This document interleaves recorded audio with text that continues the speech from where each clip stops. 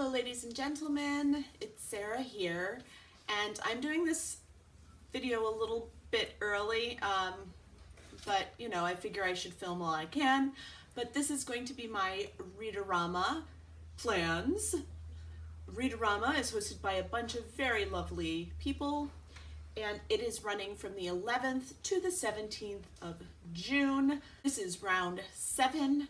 I believe I've participated before, but to be honest, I participate in so many readathons, it feels like, that I can't keep everything straight. Rama comes with challenges, and I'm going to show you what I plan to read to meet each challenge. The first one is the one that always stays the same. It's read a book that has R-A-M-A somewhere in the title and author's name. And for this, I chose Murch Armor. Surprising, right? You've seen this book before, I think. And it has R-A-M-A. So we're covered for this. Challenge 2 is to read a book with water on the cover. Murch Armor. The whole thing is water. Yeah. I felt like I was doubling up a little bit, so I had to pick out like something different for this challenge. I felt like it was kind of necessary. The third challenge is to read a short book, 150 pages or less. I don't have a whole lot of those on my shelf or on my Kindle or any of that. So I decided that this would be the perfect time to read A Study in Scarlet by Arthur Conan Doyle. I have never read any of the Sherlock Holmes books, and I really do believe that's a travesty and something that I need to rectify immediately. This is 121 pages. There's no reason why I cannot read this book. Challenge 4 is to read a graphic novel. If you know my channel, you know that I am not a fan of the graphic novel. I do not gravitate toward them. I do not really like them very much.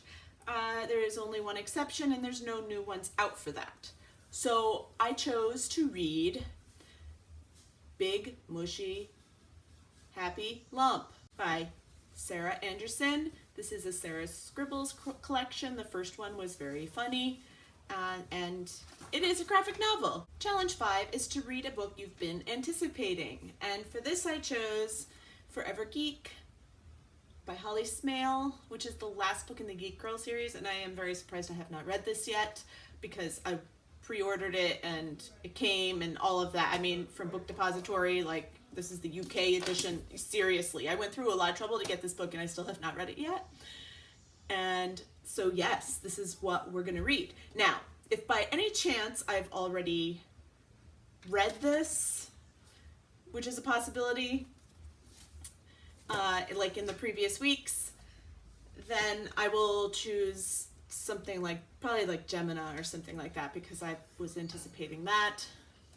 I'll find something else I was anticipating, or perhaps read a library book for that, because there's a few books that I have on hold from the library that if they come in on time, I could read those instead of this book. I'm going to cheat a bit here. Challenge 6 is to read an own voice book. And this was going to take a lot of time, and I don't know how much time I'm going to have to read. So I went with this one again, Big Mushy Happy Lump by Sarah Anderson. And this really is, it's about her depression. She blogs about her depression a lot, which is something that I also have. So it is an own voices graphic novel, and so it isn't really cheating, but it's just that, you know, using something that's like 70 pages for 2 challenges just does feel a little bit like cheating. But I don't know what other own voices books I have, and yeah, I wanted to make like a doable TBR for myself and not like some crazy thing that I wasn't going to accomplish, because I really like to accomplish things. The 7th challenge is to read a book that was released in the summer of any year. And for that, I'm going to use Gloss by Marilyn Kay. Actually, a lot of the books that I own were not released in summertime, so I was kind of surprised, but I have this already on my Emoji-a-thon. So this was released, I believe, in June or July of 2013. So there we go. And the last challenge, of course, is to read 7 books. That is completely unrealistic for me. Actually, I shouldn't say it's unrealistic. In past years, that would not have been unrealistic for me, but I'm thinking this year it could potentially be an unrealistic expectation. I do have 5 books here.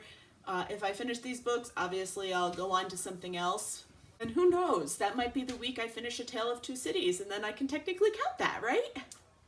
So, if you guys are reading anything interesting for Rama, or have suggestions or thoughts or anything you want to talk about, please leave me a comment down below, and I will talk to you all again.